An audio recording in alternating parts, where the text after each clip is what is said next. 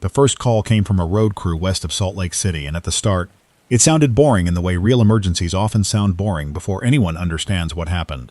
A foreman at a construction site near the Interstate 80 corridor said his crew had found a man underground, not a body, not bones, a living man.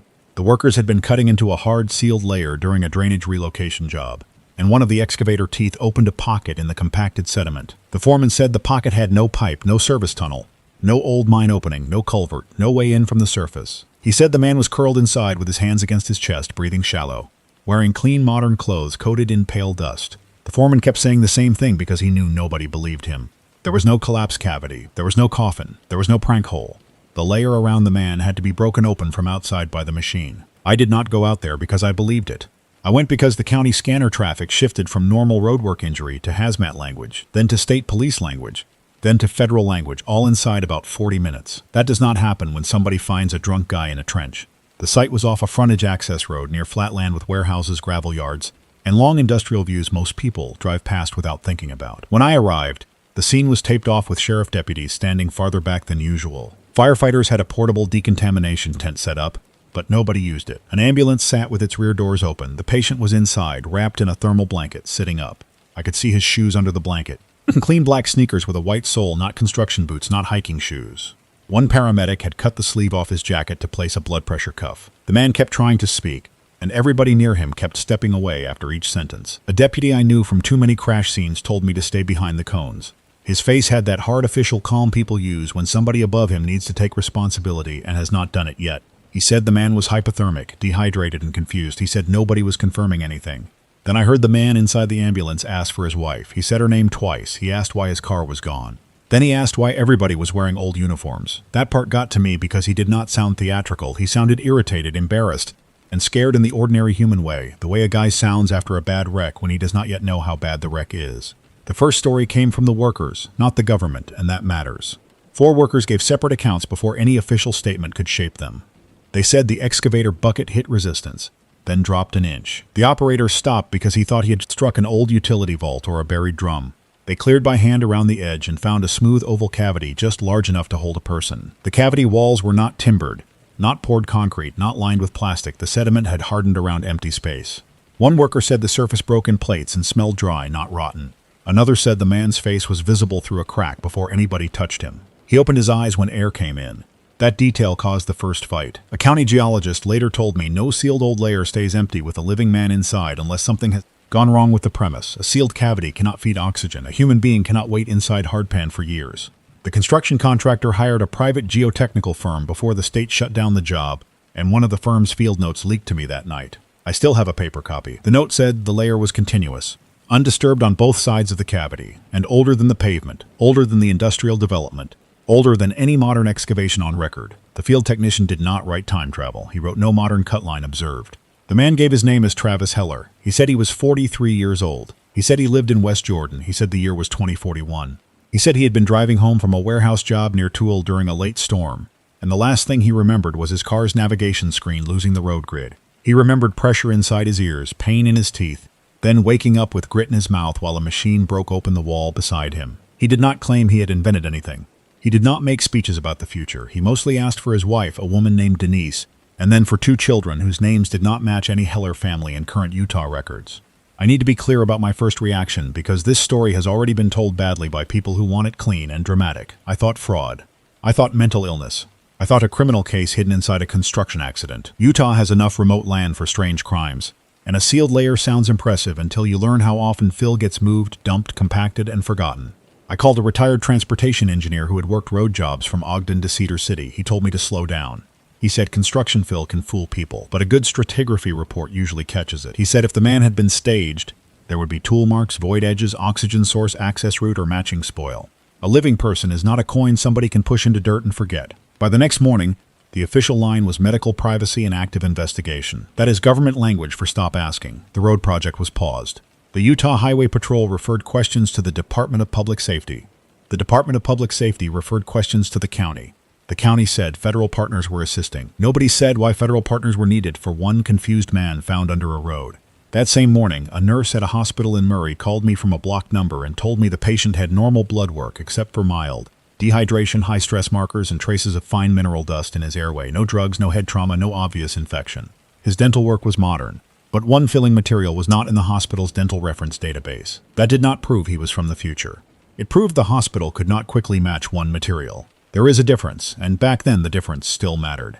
The phone made the investigation harder to dismiss. Travis Heller had a device in his jacket pocket, dead sealed thin, with no visible manufacturer mark, no charging port, and a flexible black surface under scratched glass. The state police treated it as evidence.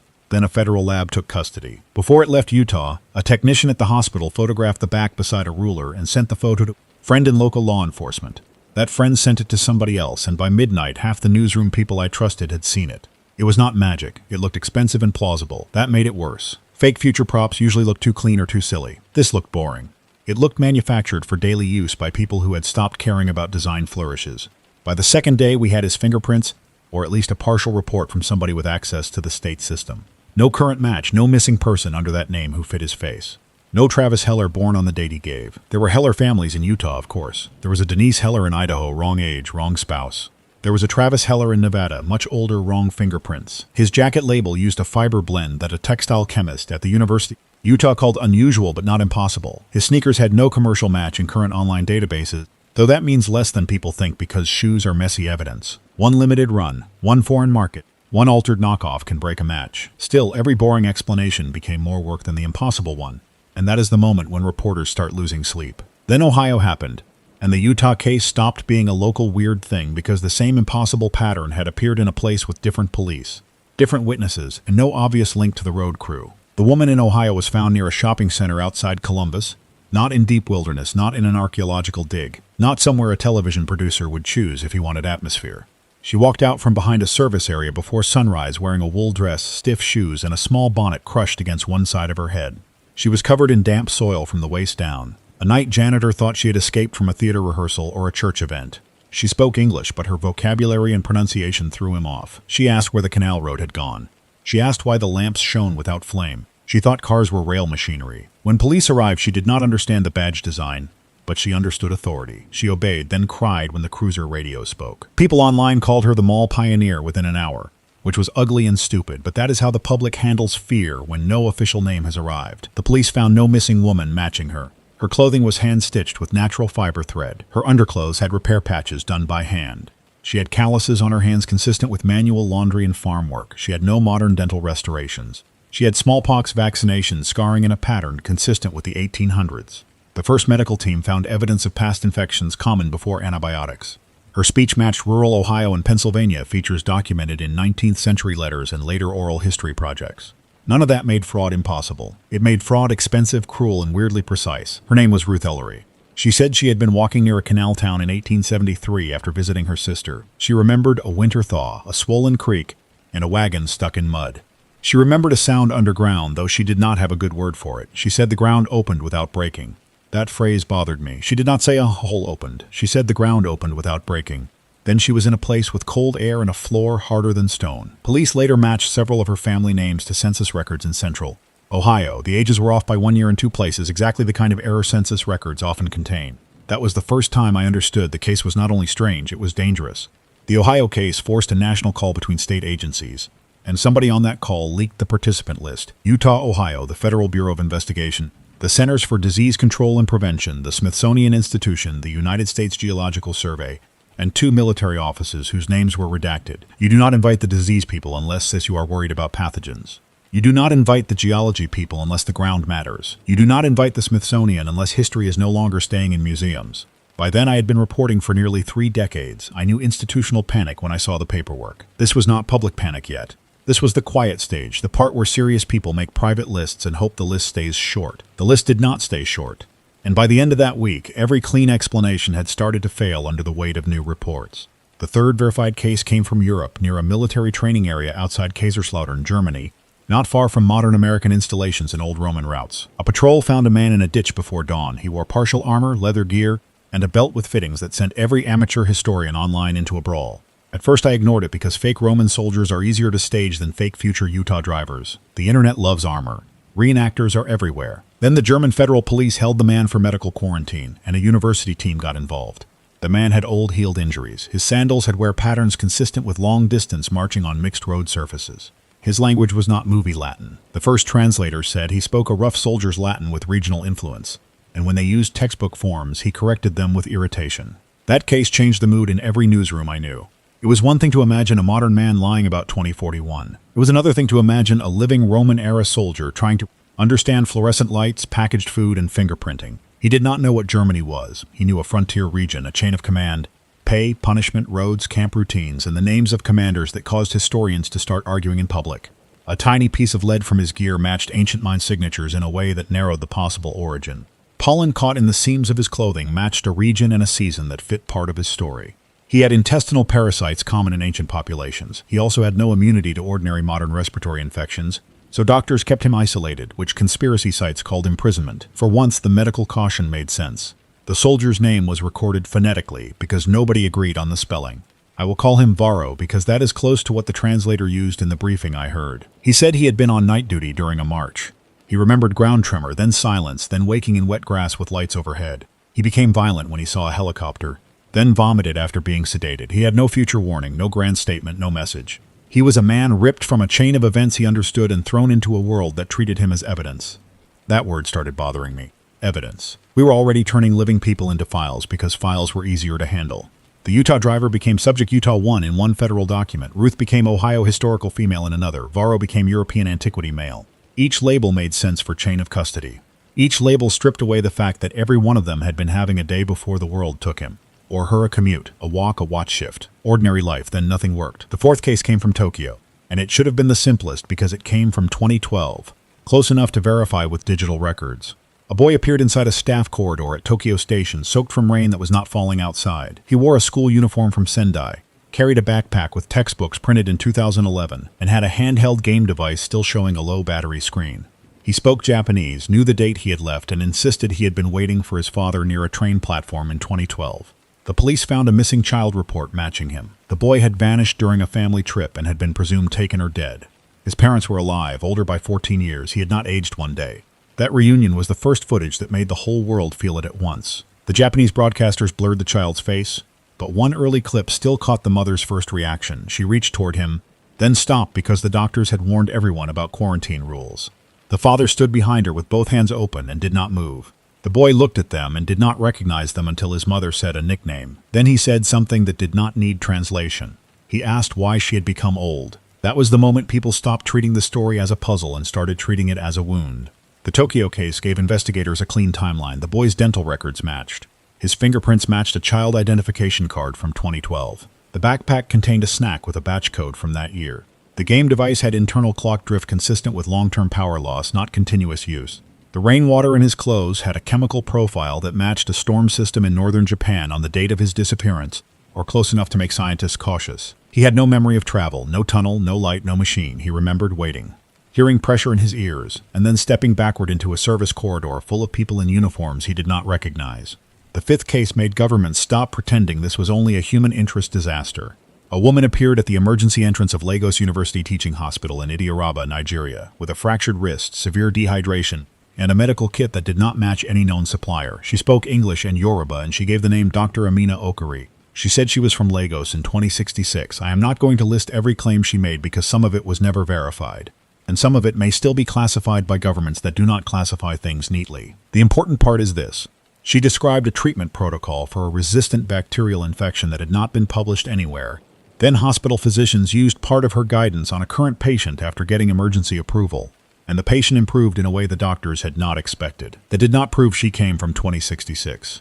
It proved she knew something real doctors wanted to understand. The medical community split hard. Some called it advanced but derivable, the product of private research or corporate theft. Others said several details required data nobody had collected yet, including resistance patterns from regions not yet in the published literature.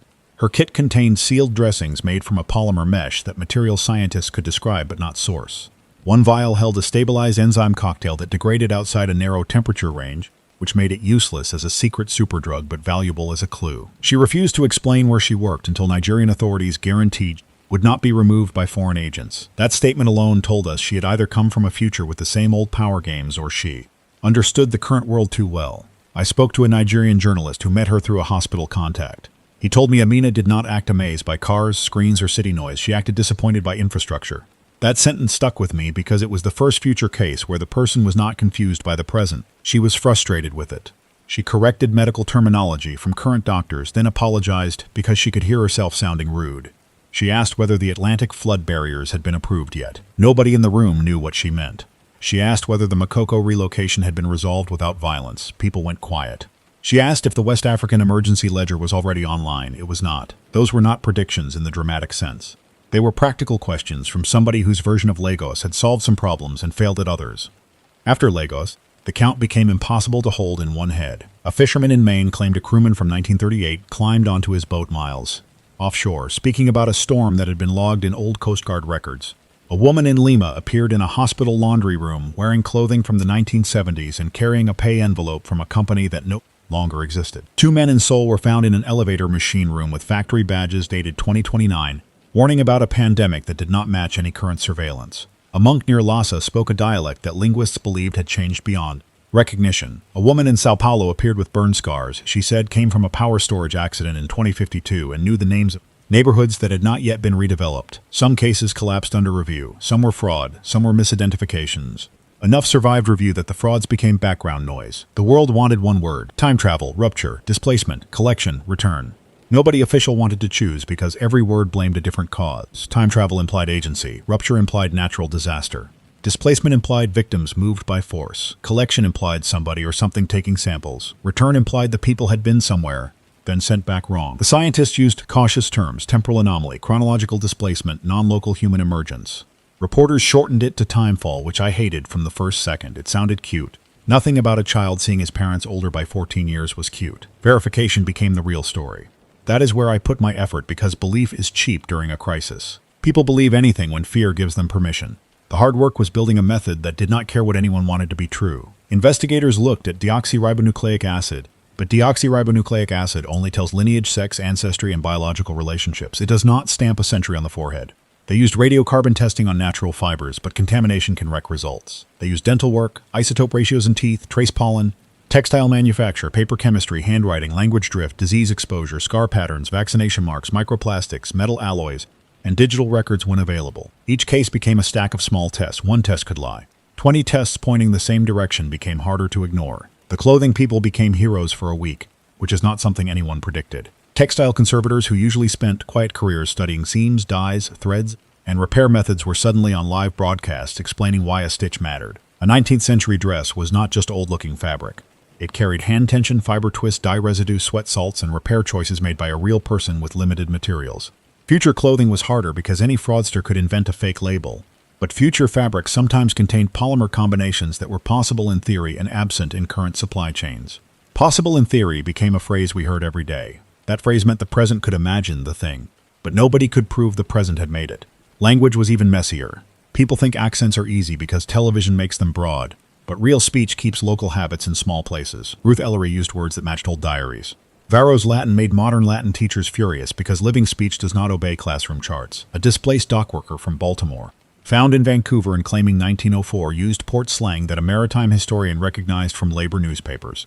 A teenager who claimed to be from 2037 used slang nobody knew. Then 3 months later, some of that slang appeared in youth videos from a city where he said it began. That case made my skin tighten because it suggested leakage both ways. The future was not just arriving. The present might be changing because the arrivals were here. Governments responded in the way governments respond when a new category of human being enters the world without a passport, birth certificate, immigration pathway, disease clearance, or legal status. They made intake centers. They made forms. They made mistakes. In the United States, the first temporary protocol classified displaced persons as medical quarantine subjects, then potential witnesses, then humanitarian cases. Lawyers attacked every category. If a woman from 1873 appears in Ohio, is she a citizen because she was born in a territory that became part of the same country? Does she owe taxes? Can she consent to television interviews? Can a future citizen claim rights in a country whose current laws have not yet recognized her existence? Can a Roman soldier ask for asylum from an empire that ended long ago? The questions sounded absurd until court clerks had to stamp them. Disease control was the only part that made everyone sober. A person from the past can carry pathogens modern doctors rarely see. A person from the future can carry resistant infections we do not understand. A person from the present can be harmed by past diseases. Quarantine was not cruelty by default. It became cruelty when agencies hid people for convenience. Doctors built isolation routines, vaccine catch-up schedules, respiratory screening, stool testing, blood panels, and mental health support. Some displaced people refused treatment because they thought doctors were poisoners, sorcerers, enemy officers, or kidnappers. Some accepted everything and then broke down when they learned everyone they loved was dead or unborn or impossible to locate. I spent the first week driving between Salt Lake City, Murray, Tooele, and Provo, following the original Utah case because I knew national attention would flatten it. Travis Heller stayed under federal protection, then moved to an undisclosed facility after someone tried to photograph him through a hospital window. His wife from 2041 did not exist yet, at least not under the name he gave. The address he provided in West Jordan was currently an auto parts store and a storage lot. City planning records showed a mixed-use residential project proposed for that block in 2036, then rejected in the current timeline because 2036 had not arrived. That sentence sounds dumb when I read it back. It was in a real planning file, though. A future man remembered living in a building that only existed as one rejected possibility in current city records. That was when the future warnings began to conflict, and the conflict mattered more than the warnings themselves because no two versions of tomorrow agreed cleanly. The first near-future warning came from a woman found outside Boise who claimed to be from 2028.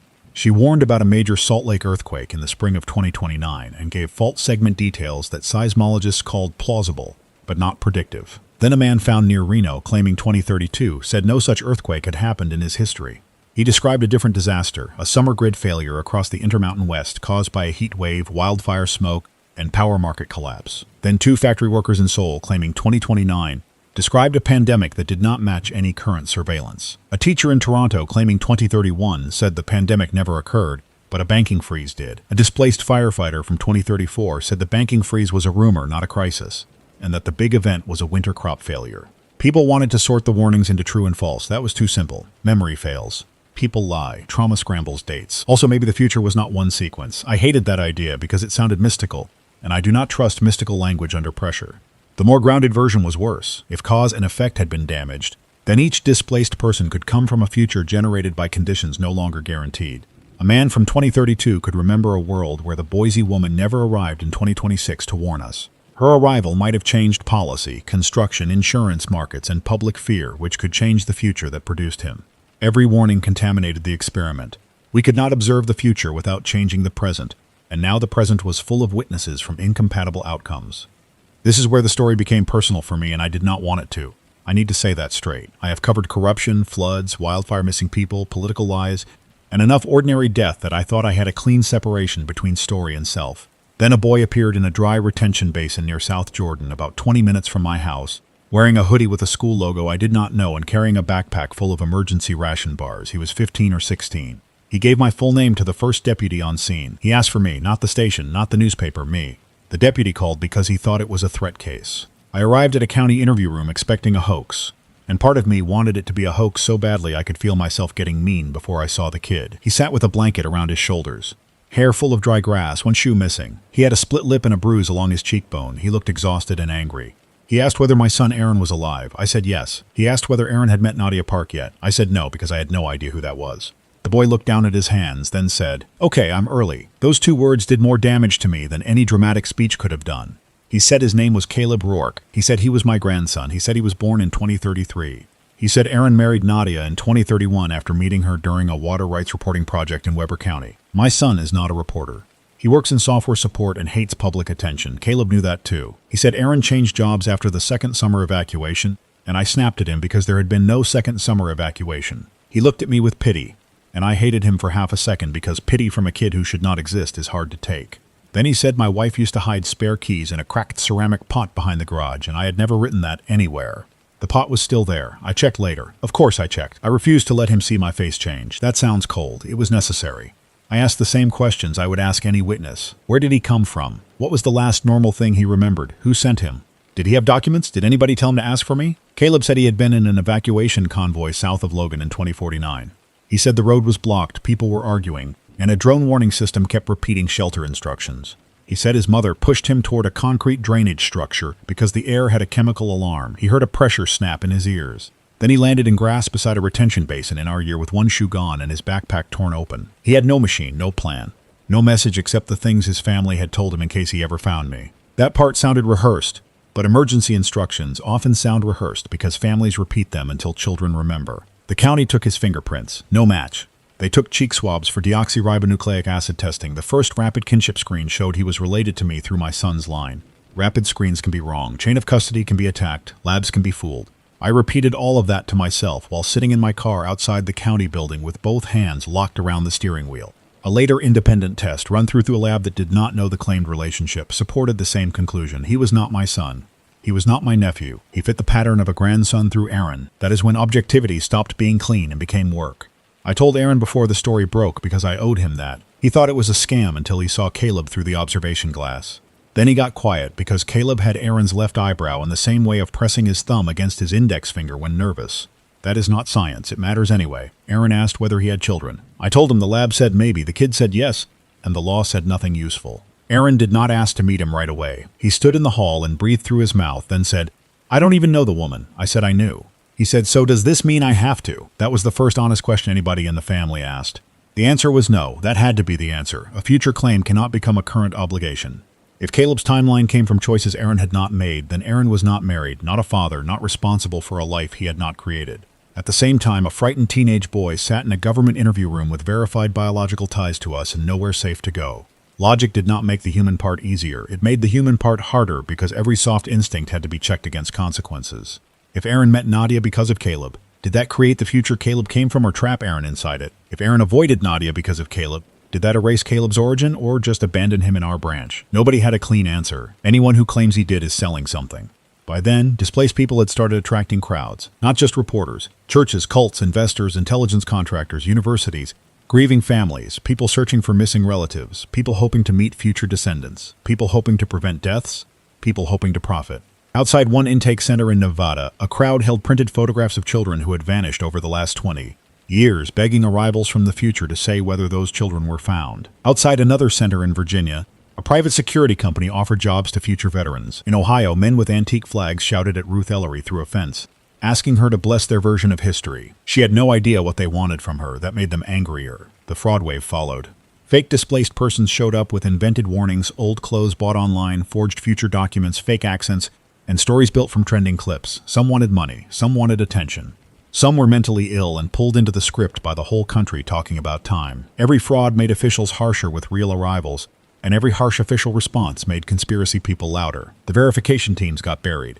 A true case might wait days for testing while a fake case got millions of views. I kept reminding viewers that virality is not evidence. A shaking video is not evidence. A crying witness is not evidence. Evidence is boring until it saves you from being stupid.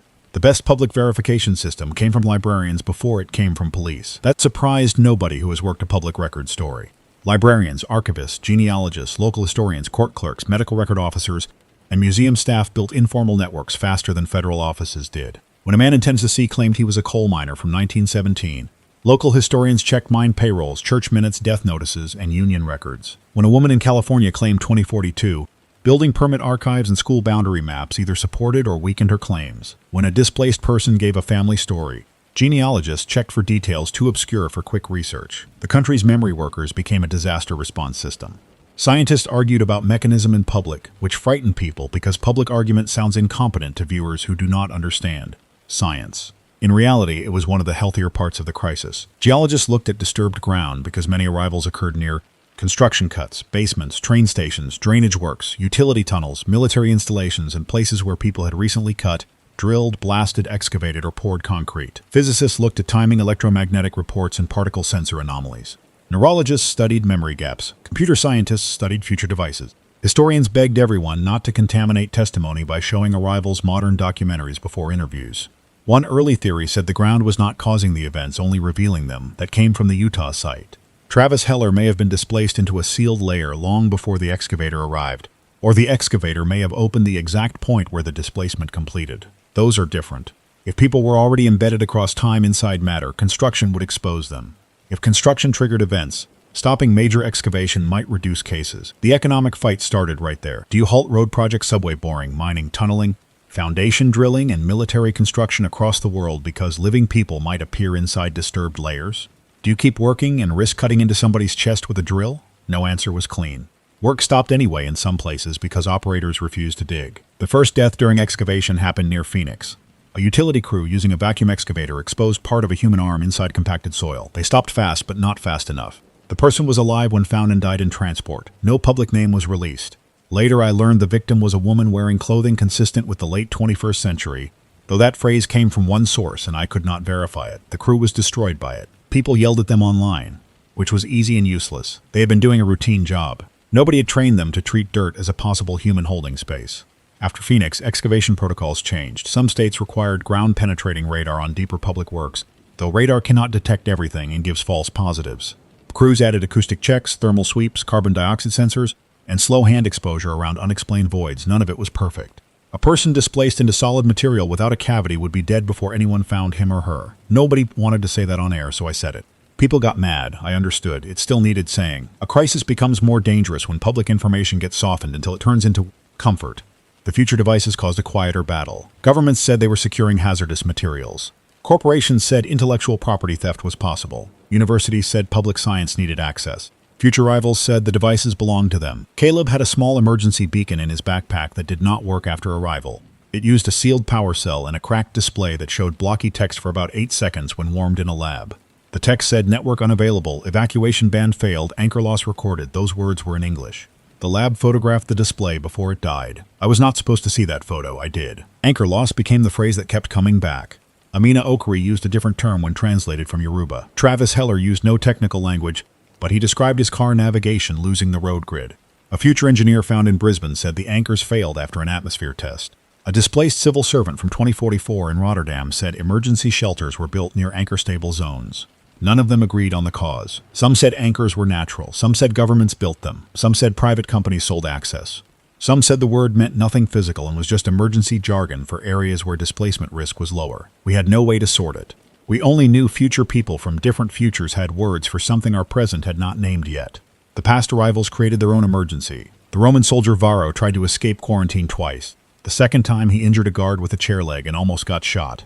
A displaced woman from the 1300s found near York in England refused food until a priest was allowed in, then became terrified of the priest's modern clothing. A sailor from the 1700s threw himself against a hospital window because he believed he had been pressed into service by enemies. A group of activists demanded all historical arrivals be left alone and allowed to live without state control. That sounded decent until doctors reminded everyone that one coughing medieval arrival could expose a shelter to diseases nobody wanted loose. Rights and quarantine collided every day. The legal system started inventing temporary guardianship categories. A historical adult could be competent in his or her own culture and completely unable to consent in ours. A future minor might have parents who were not born yet, or parents who existed but had no legal connection to him. Caleb became one of those cases. Aaron was not his father-in-law because Caleb had not been born here, and because the woman named Nadia Park had not met Aaron. I was not his grandfather-in-law. The state had custody. That phrase made me want to hit a wall, but anger did not change it. I was allowed supervised visits because the deoxyribonucleic acid result made me a verified biological relative in a non-standard displacement case. Bureaucracy can turn the impossible into a sentence nobody would write unless paid. Caleb did not want sentimental comfort. He wanted information.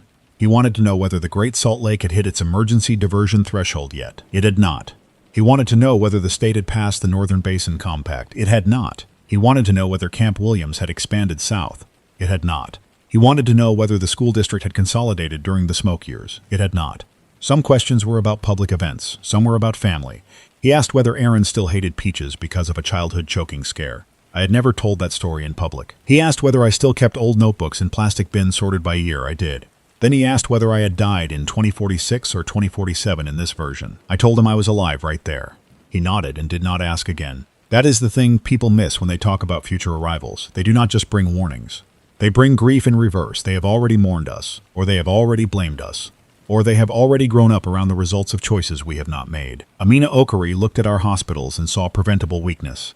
Caleb looked at me and saw a dead man still talking. A firefighter from 2034 shouted at current officials for ignoring a fuel policy that had not yet failed. A woman from 2058 asked why the coastal retreat vote had been delayed, then realized she had said too much and stopped speaking entirely. Every conversation with a future person carried accusation, even when he or she did not intend it. The first official global count came 11 days after Utah. The United Nations Health Office, after pressure from member states, acknowledged verified or probable displacement cases on 6 continents. Antarctica had sensor anomalies but no confirmed human arrival. The count was already outdated when released. The official language avoided time travel. It said individuals with unexplained chronological discontinuity. I read that phrase out loud and wanted to throw my pen. People in intake beds were asking for parents, children, spouses, commanders, patients, bus stops, farms, ships, and homes. The world answered with unexplained chronological discontinuity. Accurate, maybe. Human, no. The public reaction split into camps fast. Some treated arrivals from the future as prophets. Some treated arrivals from the past as sacred proof that history had chosen their politics. Some treated all arrivals as threats.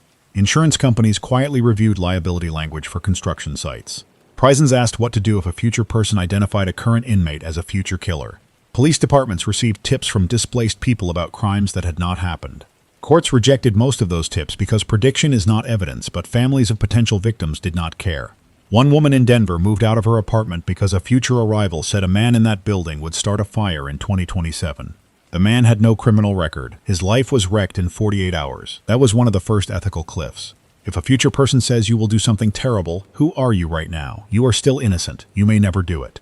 The warning itself may change your path, or it may push people to isolate you until you become what they feared. I said that on air, and half the audience accused me of defending future criminals. The other half accused me of hiding warnings. Both were wrong, and both were reacting from fear. A future memory is testimony from a possible witness in a possible timeline. It is not a conviction. That sentence should have been obvious. It became controversial. Then the first future crime confession appeared. A man in Portland, claiming to be from 2038, walked into an intake center and confessed to a murder he said he committed in 2031. The victim was alive in the present, a current graduate student at Oregon Health and Science University. The man gave details of the building, the weapon, the motive, and a small scar the victim had. Police found the scar. They found no crime because no crime had occurred. The man begged to be detained permanently. The victim demanded his identity. Civil liberties groups stepped in. Prosecutors had no charge. The man had confessed to an act outside current reality. The victim had to live knowing a stranger remembered killing her. This is what I mean when I say the crisis was not only scientific, it entered contracts, marriages, custody, medicine, housing, policing, religion, insurance, and the nervous system of ordinary life. People stopped making long plans. Some rushed into relationships because a future arrival mentioned a spouse. Some ended relationships because future arrivals did not mention one. Investors chased companies named by future people and crashed markets around rumors. A future teenager mentioned a battery manufacturer that did not exist yet, and 3 shell companies with similar names appeared within a day. Scammers sold anchor detectors door to door. One model was a garage stud finder in a new plastic case. People bought it anyway. I kept returning to the first Utah site because places hold details people miss after the cameras leave. The road cut was sealed behind fencing, then covered by temporary structure and monitored. Geologists mapped every inch. A pale band in the sediment ran along the cavity wall. Samples showed disturbed chemistry near where Travis had been found, but not in a normal contamination pattern. There was a faint change in magnetization in the surrounding layer. That does not mean a portal. It means the minerals held a record of exposure to conditions the geologists did not expect. One scientist told me the layer recorded physical changes that did not fit one clean history. I told him not to say that on camera unless he wanted to feed the crazies. He said he knew, then asked me what better phrase existed. I did not have one. At the site, one older equipment operator told me he had heard a tone before the cavity opened, not loud. More pressure than sound. He had not told investigators because he thought it made him sound drunk. After Ohio and Tokyo, he told them. Similar reports came from other sites. Pressure in the ears, metallic taste, navigation errors, clocks slipping by seconds, motion sensors logging movement where no camera saw anything, animals refusing to cross certain patches of ground. Most of those reports were probably noise. In any major event, people backfill memory. They add details after hearing other stories. Still, some came from logs recorded before anyone knew what to expect. Those were harder to dismiss.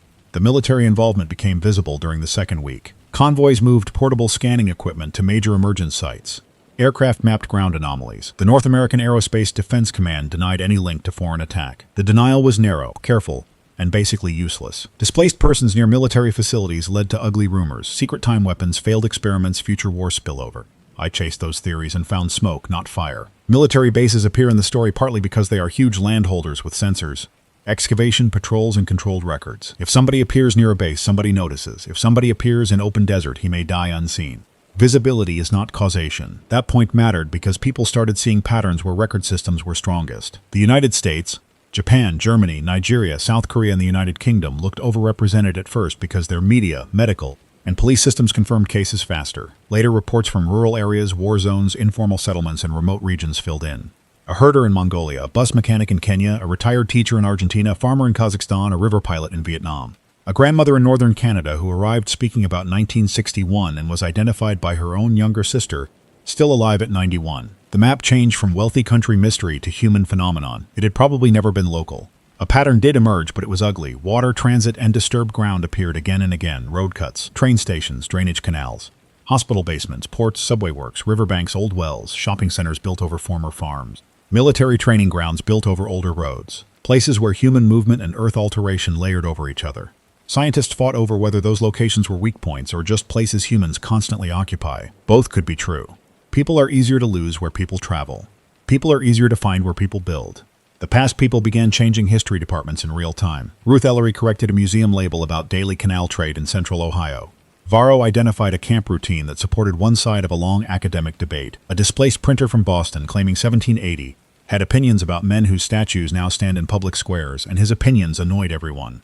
A woman from the 1920s described a Tulsa neighborhood from before destruction in more detail than any surviving map. Historians begged the public not to treat every arrival as final truth. One person's memory is one person's memory. A Roman soldier can be wrong about empire policy. A canal woman can misremember a date. A future doctor can carry bias from our own era. Living evidence is still human. That became my refrain, still human. Not proof objects, not prophets, not museum pieces. Not enemy agents until evidence says so. Human, sick, frightened, angry, dishonest sometimes, brave sometimes, confused often. The public did not always want human. Human is complicated. People wanted clean categories because clean categories reduce fear. The arrivals kept refusing to fit. A man from the 1500s adapted to modern food faster than a woman from 1998. A future engineer believed fake conspiracy posts because he assumed our internet had reliable archives. A child from 2012 understood smartphones but panicked at biometric scanners. Ruth learned to use a microwave before she trusted escalators. Varro accepted antibiotics before he accepted women physicians giving orders. Everyone carried a time, and every time carried blind spots.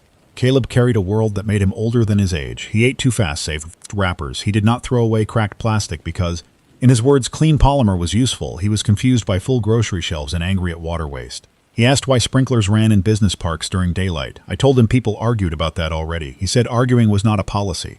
I could not argue back because he was right. Then he asked whether the Wasatch evacuation sirens had been installed yet. I said no. He said we had 3 years if his version held. I wrote it down and hated myself for writing it down because a scared kid should not become my planning source. My visits with him were supervised by a state caseworker who had aged 10 years in 2 weeks. She handled past children, future minors, undocumented current-era arrivals, frauds, and families trying to claim strangers. Caleb asked for news, map, and a meeting with Aaron. The caseworker asked whether that was clinically recommended. The psychologist said no, then maybe, then not yet. Aaron said he needed time. Caleb said time was the one thing nobody had any right to promise. He was not wrong. He was also 15. Both things could be true. The first mass arrival happened in Mexico City during the 3rd week. I say mass because 8 people appeared within a few blocks over a span of 16 minutes, which was unlike the single case pattern we had been tracking. They appeared near the construction zones and transit corridors around the city center. Not all together. 2 were from the past, 1 current missing person from 2019, 3 near-future adults from different versions of the 2030s, and 2 unidentified people with severe injuries who died before full interviews. The city handled it better than most places would because Mexico City already knows earthquakes, evacuation, crowd control, and the limits of official reassurance. Still, 8 arrivals in 16 minutes broke the idea that these were isolated tiers. Then Istanbul reported 5, Mumbai reported 11 probable with only 4 verified due to crowd confusion. Chicago reported 3 in tunnels connected to old freight infrastructure. Paris reported a woman from the commune period and a man claiming 2071 within the same day.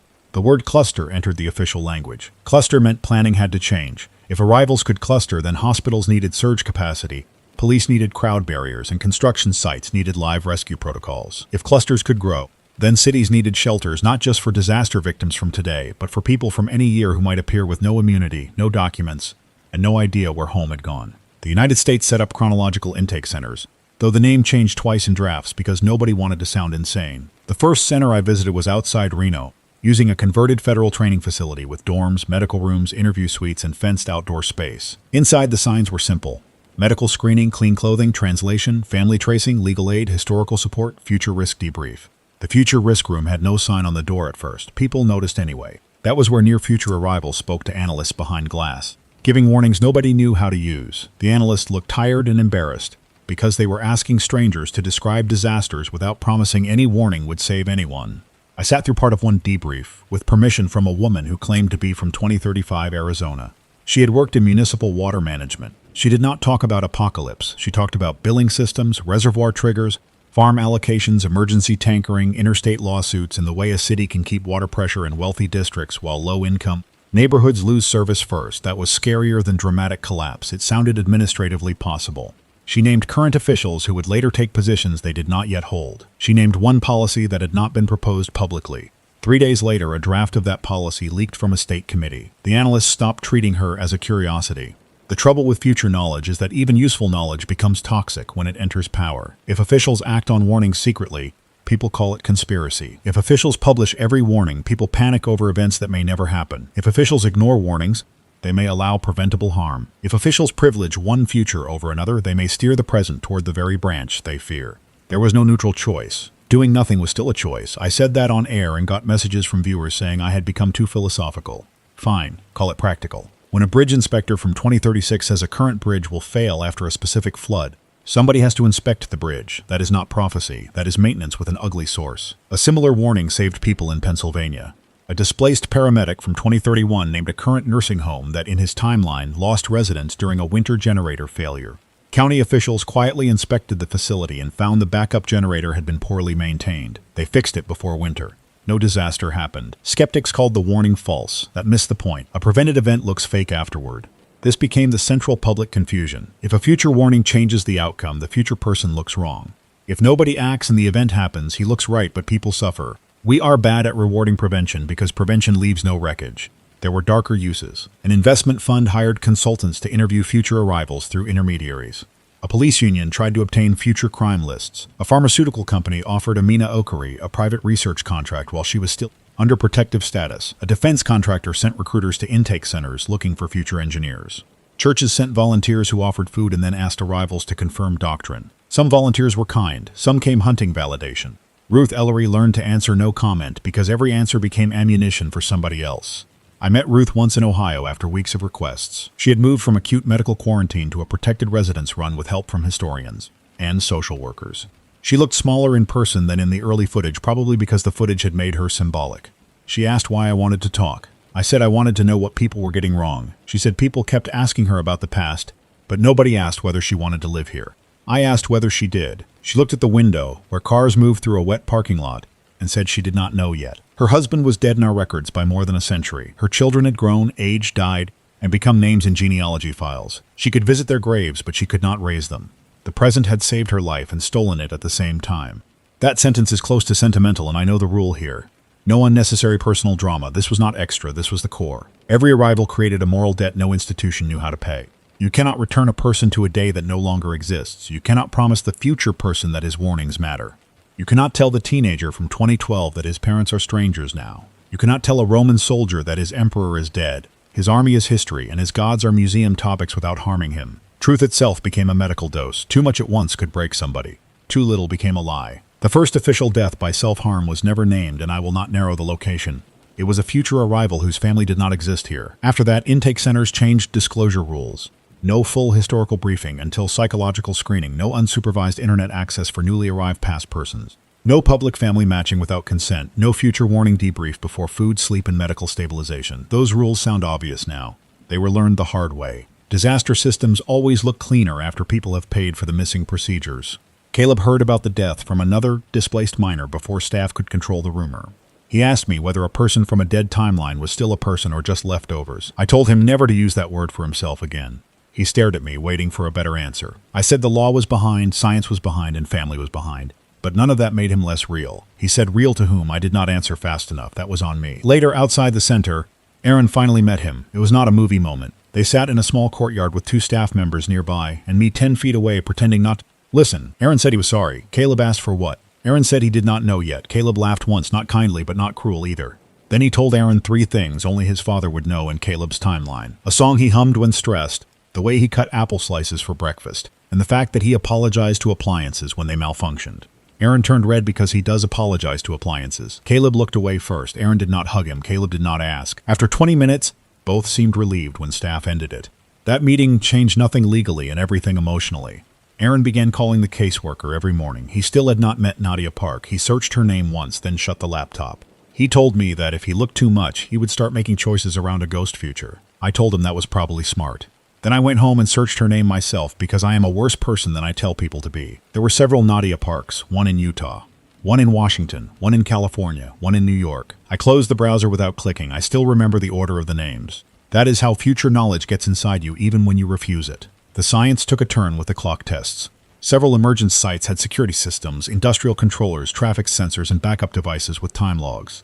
A site in Chicago recorded a time drift of -6 seconds on one camera and +19 seconds on a door sensor during the arrival. Window. Tokyo Station had a maintenance sensor log, a false door open event at the exact minute the boy appeared. The Utah construction site had machine diagnostics showing a voltage irregularity in the excavator, even though the machine kept running normally. None of that was enough alone. Together it suggested the events touched electronics in small local ways. Not global, not cinematic, local and weird. Physicists tried to explain without turning into television magicians. One group described space-time stress near human-altered geological interfaces. Another suggested information mismatch between histories, which made most reporters useless because the phrase sounded mystical. A third group argued all cases could involve advanced human technology from future branches with devices or systems sending people backward by accident or crisis. The problem with the technology theory was past arrivals. A future system could collect people from the past and drop them here maybe. Then why random workers, children, soldiers, and patients? Why sealed geological layers? Why water and transit corridors? Why conflicting futures? A machine explanation needed a machine with bad aim, broad reach, and terrible ethics. The natural rupture theory had its own problems. Natural processes do not usually select clothed humans in transport moments. They do not preserve a living person inside sealed sediment without oxygen. They do not carry future medical kits intact. Unless the process operated on whole local states, lifting a person and the immediate objects connected to him or her, then placing that packet elsewhere. That became another official phrase, associated personal field. It meant the event often carried what the person was wearing, holding or touching, but not always. Caleb lost one shoe. Travis lost his car. The Tokyo boy kept his backpack. A woman in Paris arrived with half a bicycle handlebar still in her hand and no bicycle. The boundary was inconsistent, and inconsistency is where fear grows. The collection theory came from the public, then entered private science memos, because public ideas are not always stupid. Maybe something was sampling humans across history and dropping them due to malfunction. Maybe the arrivals were rejects, escapes, or returns. People hated that theory because it implied agency without a visible actor. I did not promote it because it had no direct evidence. Still, I could not ignore the human selection. Rocks did not appear. Dinosaurs did not appear. Whole buildings did not appear. Mostly humans. Sometimes personal objects, rarely animals. One horse appeared in rural France and died within minutes. A dog from 2020 appeared in Melbourne and was reunited with an owner who had lost it during a park walk. Animals were rare enough to make the human patterns stand out. The religious reaction deepened after the animal cases. Some groups said souls were being returned. Some said judgment had begun. Some said history was being harvested. The Federal Bureau of Investigation monitored groups that tried to kidnap arrivals. One small cult in Idaho believed future people carried instructions from the end of the world. They tried to take a displaced boy from a transport van and got stopped by local deputies. Nobody died, barely. After that, movement between facilities became more secure. Caleb hated the transport vans. He said they reminded him of evacuation vehicles. Staff switched him to unmarked sport utility vehicles when possible. Small mercy, it mattered. The media got worse before it got better. A future woman made a claim about a celebrity death, and entertainment sites treated it with more urgency than food supply warnings. A fake Roman soldier sold interviews before being exposed by machine stitching inside his tunic. A real displaced machinist from 1949 refused to speak after reporters mocked his confusion about debit cards. The public started doubting all of it, which was understandable and dangerous. Skepticism is healthy. Blanket disbelief is lazy. Believing every case and rejecting every case are both ways to avoid thinking. I built my own checklist and shared it every night.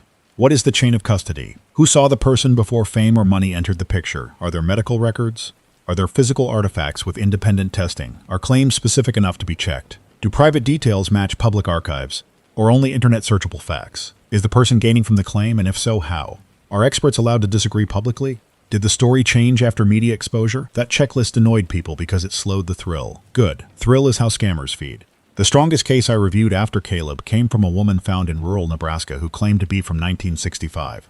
Her identity matched a missing farm wife who vanished during a storm while carrying laundry from a line to a mudroom.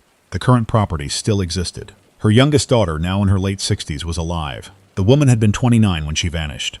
She was still 29. Deoxyribonucleic acid confirmed the relationship. The daughter met a mother younger than herself in a hospital chapel because it was the only room both families accepted.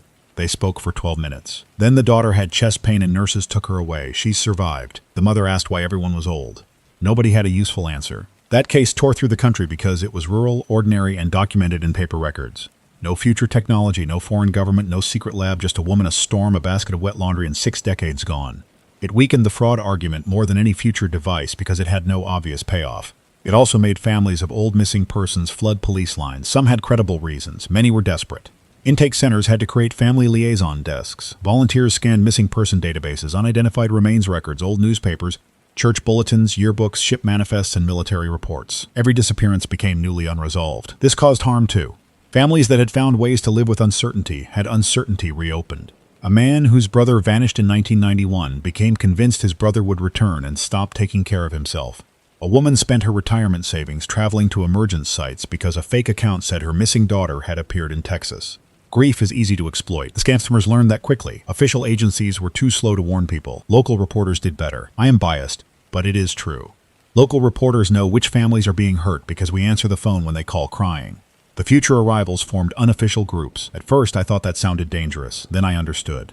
They needed people who understood temporal grief without needing every term explained. The groups split by claimed origin range. Near future, far future, altered present, uncertain. Some fought because their memories contradicted each other.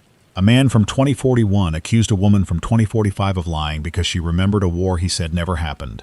She told him his branch must have been sheltered or fake. Staff had to separate them. The public wanted future people to unify around truth. They were humans with trauma and politics. Of course they fought. Amina became a stabilizing voice because she refused prophecy language. In a recorded statement approved by Nigerian authorities, she said her medical knowledge came from work, not revelation. She said futures are not instructions. She said if her presence changed disease research, then her own past might no longer exist. And she accepted that because people currently alive mattered more than preserving her timeline. That statement spread widely because it gave people permission to act without worshiping the source. She also warned against extractive research on displaced people. Her phrase was simple: help first, study second. Hospitals printed it on intake room walls in several countries. I asked Caleb what he thought of her statement. He said doctors always sound braver than everyone else because they get tasks. He said people without tasks sit around and rot. That was harsh, but again, 15. I asked what task he wanted. He said maps, not public speeches, not interviews, maps. He wanted to compare infrastructure in his memory with ours. Staff let him mark paper maps with colored pencils because paper could not leak by accident. His notes were specific and limited. Roads extended, reservoirs altered, fire breaks cut, neighborhoods abandoned, shelters built, hospitals expanded, rail lines restored, school sites closed, power corridors hardened. It was not a movie future. It was municipal work under pressure. Some of his map marks matched proposals buried in current planning documents. Some did not. One firebreak alignment he drew outside the Wasatch foothills matched a proposal that had been rejected 10 years earlier, then quietly reconsidered after recent fires. Caleb could not have found that easily online from the intake center. Could somebody have fed it to him? Sure, that is always possible. Evidence is rarely one decisive result. It is a group of separate checks, and in his case, more checks supported his story than weakened it. The biggest public shock came when a displaced person from the far future died of an infection. Doctors could not identify quickly enough. He had appeared in Singapore, spoke a future form of English mixed with other languages, and carried no documents. His immune markers were strange but human. He had scars from procedures that no current surgeon recognized. Before he died, he kept asking whether the ocean walls had held. His body became an international dispute. The Singaporean authorities wanted strict containment and research. Foreign governments wanted samples. Ethics boards demanded limits. His relatives did not exist in the present. Consent became a wall nobody could climb cleanly. The public learned a new phrase after that: post-displacement autopsy. It sounded clinical and necessary. It was also a nightmare because a dead displaced person might hold medical knowledge that could protect millions while also being a person with rights. In the far future man's case, a limited autopsy found engineered implants fused with bone and nerve tissue, all inert after death. The implants were not weapons, at least no evidence showed that. One looked similar in function to a glucose monitor and hormone regulator, though much more advanced. Another appeared to store medical history in a sealed chip too damaged to read. The findings did not answer the main question. They made it bigger. Around the same time, the first known current person vanished during a monitored anomaly. This was in a maintenance tunnel under a hospital in St. Louis where staff had reported pressure events and small electronics failures. A technician wearing a body camera entered with a safety team. The camera glitched for less than 2 seconds. When it recovered, the technician was gone. His tether had been cut clean, not frayed, not burned. The safety team was 6 feet away and saw nothing useful because their helmet lights flared at the same moment. No body, no blood, no access hatch. He was just gone. That footage was not released publicly, but enough officials saw it that the conversation changed from arrivals to exchanges. If people could still be taken, then the crisis was not only about receiving the lost, it was about becoming lost. Subway workers, miners, utility crews, hospital maintenance staff, road crews, and military tunnel units demanded hazard pay or refused work. Some were called cowards by people sitting safely at home. I will say this cleanly. If a man can vanish from 6 feet away under a hospital while wearing a tether and camera, refusing to enter a tunnel is not cowardice. It is rational risk assessment. Societies depend on workers doing dangerous things. Societies also lie to those workers about how dangerous the things are. This time the workers had footage. Cities started shutting certain spaces. Old service tunnels, abandoned stations, utility vaults, basements with repeated sensor anomalies, construction excavations near water. That created new problems fast. Hospital pipes still need repair. Subway pumps still need maintenance. Storm drains still flood. You cannot close the underside of a city without consequences. In New York, a closed pump station caused street flooding after heavy rain. In Chicago, delayed tunnel work caused traffic rerouting that slowed ambulances. In Salt Lake, a road project delay pushed trucks through neighborhoods not built for that load. Every safety decision moved risk somewhere else. That is how real disasters work, no pure choices. The economic layer got ugly, construction delays spread, insurance premiums jumped, public works contracts added displacement clauses, labor unions demanded temporal hazard protocols. Politicians blamed opponents for overreaction or negligence, depending on which microphone faced them. A future woman mentioned a company that would later dominate ground scanning, and its current tiny stock value exploded before regulators halted trading. Cryptocurrency scams branded around anchors took millions from scared people. A fake app claimed to detect time weak zones using phone sensors. It detected nothing except desperation. I kept asking experts one practical question: what should ordinary people do? Most hated the question because they did not want to overstate. The useful answer was plain: stay away from secured emergence sites. Do not approach a newly arrived person without medical protection unless life is in immediate danger. Call emergency services. Keep witnesses separated before stories contaminate each other. Photograph objects in place if safe. Do not take artifacts. Do not crowd intake centers. Do not make life decisions based only on future claims. Not harass people named by future arrivals. If working excavations, stop on unexplained voids, record conditions, and wait for trained responders. Boring advice saves more people than dramatic advice. Theories about the cause kept changing. Solar activity was blamed, then weakened by timing. Particle physics experiments were blamed, though major laboratories had no matching incidents. Secret military tests were blamed, but cases in different countries and centuries made one test unlikely. Climate stress was blamed because many sites involved water and ground changes, but the Roman soldier and other past cases did not fit cleanly. Some scientists began to talk about accumulated human alteration of the planet, changing boundary conditions in ways current physics did not predict. That sounded broad enough to be meaningless, but the narrower version was this. Maybe deep time and human infrastructure were interacting through processes we had never measured because no one thought to measure them. Deep time became a public phrase, and people misused it instantly. Geologists tried to explain that deep time does not mean mystical oldness. It means Earth processes across spans far beyond daily life. The Utah layer was not dinosaur old, despite early rumors, but it was old enough that a modern man inside it broke the expected order of deposition. The Roman soldier did not appear from ancient rock. He appeared in a modern ditch near old roots. Ruth appeared near land, transformed many times by farms, roads, drainage, and shopping construction. The pattern might not be age alone, it might be where human time, ground time, and movement intersected. That phrase is cleaner than what I wanted to say on the worst nights, which was that the world had started misfiling us. I avoided saying that publicly because it was too neat and too emotional. The facts were messy. A woman appeared in a clean hospital room with no ground disturbance. A man appeared in an airplane bathroom during a flight from Dubai to London, claiming 1986 causing an emergency landing in Vienna. A child appeared in a backyard pool in Phoenix and nearly drowned. 2 arrivals appeared inside locked apartments on upper floors. Those cases weakened the ground theory. Then investigators found each building had recent foundation work, water leaks, electrical faults, or transit infrastructure underneath. Maybe coincidence. Maybe the weak point could project upward. Maybe we were forcing a pattern because patterns feel better than chaos. The airplane case was one of the hardest to understand. The man had vanished from a domestic flight in 1986, according to records from an airline that no longer operated under the same name. He appeared in a modern aircraft lavatory mid-flight, disoriented and bleeding from one ear. Aircraft systems logged a brief pressure anomaly, but no structural issue. He thought the plane had been hijacked because every screen, seat, and passenger device looked wrong to him. The flight crew handled it with more calm than anyone had a right to expect. After landing, health authorities quarantined half the cabin for exposure screening. Passengers complained online before the full story came out. Then they got quiet. The upper floor apartment cases made people afraid inside their homes. Sales of cheap carbon dioxide meters, electromagnetic field readers, and basement cameras jumped. Most devices told people nothing useful. A retired engineer in Salt Lake built a serious home monitoring rig and became famous for a week after posting graphs of tiny sensor spikes. Then experts explained household electronics create noise constantly. He apologized, which already made him better than most influencers. Still, the fear remained because no one could promise your kitchen floor would not open without breaking. We had no map of risk. Caleb gave me one piece of advice, he said, came from public alerts in his childhood. Do not sleep in unventilated below-grade rooms during anomaly advisories. I asked what anomaly advisories were. He said weather apps carried them, along with smoke, heat, and water alerts. He said they were not perfect, but they reduced deaths. I asked who issued them. He said county emergency managers at first, then a federal office after the Cascade transfer. I asked what the Cascade transfer was. He shut down. Not dramatic. He just stopped talking. Later he said I did not want that one yet. I told him that was not his call. He said in his timeline it had been, and he looked ashamed after saying it. I filed a public records request for anything called Cascade Transfer and got no responsive documents because of course I did. 3 weeks later, a future arrival in Vancouver used the same phrase during a debrief according to a Canadian source. Then a woman in Portland from 2040 used it too. Their descriptions did not match exactly. One called it a mass disappearance.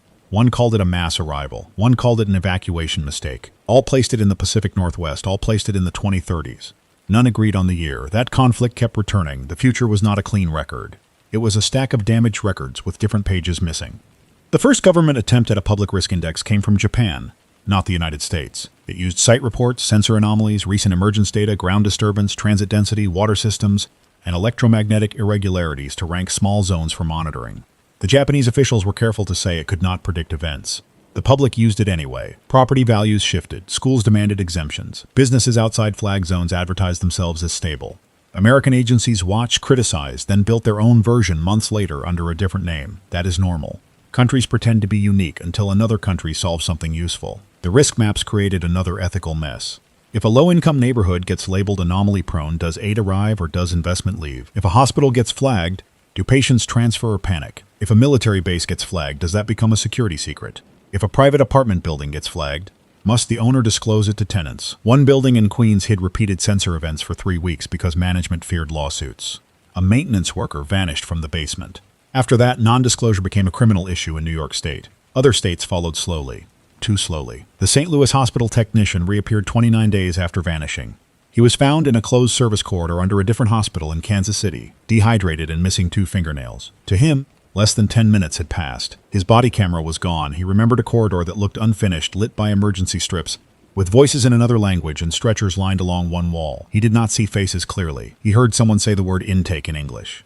Then he fell through water and woke on concrete. His case proved return was possible, but not controlled. It also suggested he had been somewhere with organized human activity. That fed the collection theory again. Officials tried to suppress that part. They released the survival fact and withheld the corridor description. It leaked anyway. Once people heard organized activity, the public imagination ran wild. Future hospitals, alien holding sites, government camps outside time, natural pocket spaces, human rescue networks from damaged timelines. Nobody knew. The technician was not a storyteller. He was a union electrician with a wife, 2 kids, and a new fear of hallways. He refused further interviews after one television segment because people kept asking how the voices sounded. He kept saying he did not know. People did not believe him because people prefer detail, even fake detail, over honest blank space. The phrase outside time became popular after that, and I hated it too, but not because it was wrong. Because it made the unknown feel clean. The technician had been somewhere. Caleb had crossed from somewhere. Travis may have been buried in a layer that should not have held him. Ruth lost a century and a half. Maybe there was no single outside. Maybe each event connected different broken points.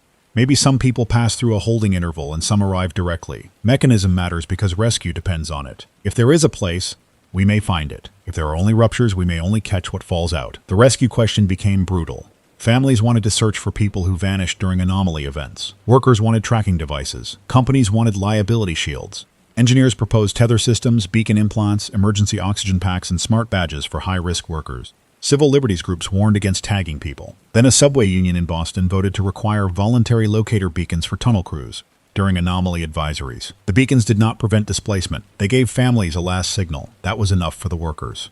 One said at a hearing, "I just don't want my wife arguing with an insurance company about whether I existed." That line ended the debate in the room. Around this time, official attention returned to Travis Heller because his 2041 memories began matching current developments more often than chance should allow. He described a warehouse fire in Tooele County involving lithium storage. A month later, inspectors found violations at a current facility that could have produced a fire. Public action prevented it. He described a legal fight over water hauling in a subdivision that had not been built yet, but the land sale was already under negotiation. He described a school closure after a measles outbreak, which caused health departments to review vaccination gaps. No one could say his future would happen. Enough of it rhymed with current risk that ignoring him became irresponsible. That created resentment.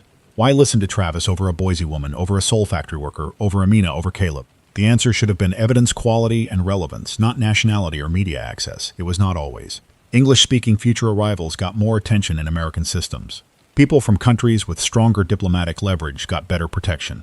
Historical arrivals who looked sympathetic on camera got better donations. A displaced man with addiction symptoms from 1995 was dismissed faster than a polished future doctor. Bias survived the impossible. Of course it did. Time did not make us decent. I challenged officials on that and lost access for a week. Worth it. A Guatemalan man who appeared in Texas claiming 1982 was nearly deported before advocates proved he had vanished during documented violence and had no current country status that made simple removal lawful. A woman from future Bangladesh with flood management knowledge was held in a county facility for too long because nobody arranged translation fast enough. A past arrival in Arizona was mistaken for an unhoused person and released without screening, then became dangerously ill.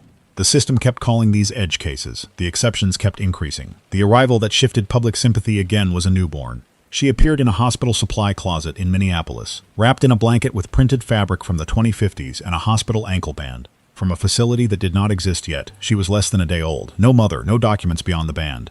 Genetic testing showed no match in current missing infant databases. The band had a name, but officials withheld it. Nurses cared for her under protective custody. People argued about whether she was evidence, future citizen, orphan, refugee, or miracle. The nurses called her a baby and fed her. It was the only sane answer in the first 24 hours. Future infants broke every framework. If a baby from 2052 appears now, and her parents are teenagers or unborn, who decides her life? If adopting her changes whether her parents meet, does that matter? If she carries genetic markers tied to people currently living, do those people have obligations? Courts moved slowly because courts are built for past facts, not future family trees. In the meantime, babies need diapers. That became another lesson. Cosmic scale mysteries still come down to somebody changing a diaper at 3 in the morning. Caleb reacted badly to the infant case. He said it proved the events were getting less precise. He said early displacements usually took mobile people. Travelers, workers, patrols, commuters, emergency responders. Infants meant protected spaces were failing. I asked how he knew that. He said school taught them not to stay in transfer shelters after childbirth, unless the anchor rating was green. I wrote down transfer shelters. He saw me write it and got angry. He said I collected everything. I said that was my job. He said it had been my job in his world too, and it had not saved me. I did not ask how I died. Not that day. Later, when I did ask, he refused to answer. He said knowing could make me reckless or cowardly, and both versions were bad for him. I laughed because it was such a teenager answer and also a serious temporal ethics position. He did not laugh. He said future knowledge is not free. I said nothing is free. He said, you still think that means money. I remember that because he sounded older than me for about 5 seconds. The first coordinated international research conference happened behind closed doors in Geneva, with public summaries so thin they might as well have been napkins. I got one leaked briefing from a European scientist who was tired of sanitized language. The key points were these. Confirmed arrivals had no single origin era, no single destination pattern, no single health profile, and no single trigger. Many events clustered around infrastructure, water, transit, or disturbed ground, but not all. Some arrivals from future periods described public systems for monitoring or reducing displacement risk, but those systems varied. Future conflicts were too great to support one fixed timeline. The scientists recommended a global registry, strict human rights standards, and sensor networks in high-risk civic infrastructure. They also warned that suppressing data would slow hazard prediction and increase public distrust. That warning was ignored in several countries. Suppressing data never works cleanly. It creates rumor markets. In places where governments hid cases, fake videos filled the gap. In places where governments shared too much raw information, panic filled the gap. The best approach was ugly moderation. Timely confirmation, privacy protection, open methods, clear uncertainty, hard to do, easy to criticize. I started giving officials credit when they said we do not know. Viewers hated it. They thought not knowing meant incompetence. I told them certainty without evidence is the incompetence. That got me called arrogant. Fine, arrogance is cheaper than mass delusion. A large cluster in Salt Lake ended the illusion that I could cover this from a professional distance. It happened during evening traffic near the light rail corridor downtown and the old industrial blocks west of the city center. 7 arrivals, maybe 8 within about 9 minutes, 1 inside a parking garage stairwell, 1 on a light rail platform, 2 in a closed loading bay, 1 in a storm drain outlet near the Jordan River, 1 in the lobby of an office building, 1 in an alley behind a restaurant. The possible 8th was a vanishing. A current delivery driver whose bicycle and food bag were found in the alley with no rider. Witnesses reported ear pressure and lights flickering. The city went into emergency response faster than it would have before Utah won. Practice changes people. I was 6 blocks away when it happened. I ran toward the first police lights with my recorder already on, which was stupid and automatic. The person on the platform was a woman from 2023 who had vanished in Denver 3 years earlier. She thought only minutes had passed. She kept asking why the mountains looked wrong from the station because she thought she was still in Colorado. The person in the office lobby was an older man from the 1890s, possibly a railroad worker, speaking broken English and another language I did not recognize. The two in the loading bay were future emergency volunteers from different years, both wearing dust-stained uniforms with patch designs nobody could identify. One of them died before paramedics reached him. The other kept saying, "The corridor moved." That phrase sent officials into lockdown mode. The corridor moved. Future emergency volunteer. Salt Lake cluster. Missing delivery driver. Caleb heard about it before I could tell him because every teenager on Earth can beat official communication with a phone, even inside protective housing if he wants badly enough. He demanded to see the survivor. The staff said no. He said the uniform patch belonged to a transfer shelter network from his youth. The staff asked how he could know without seeing it clearly. He described the patch from a blurry news still, a blue line crossing a white basin shape, 3 dots above it. He said it was not government. It was volunteer civil defense after the federal system failed in parts of the West. Nobody liked that sentence. The surviving volunteer was named Yana Velasquez. She claimed 2047, which put her close to Caleb's claimed era, but not exactly his branch. She recognized some of his map terms and rejected others. She said the Cascade transfer was not one event in her history. It was the first public name for a series of failures along the Pacific Northwest. Emergency corridor after several shelters tried to synchronize anchor windows. Caleb said that was wrong. He said it was a single night. Jana said his version must have been simplified for school or changed by branch divergence. They argued through staff, not face-to-face.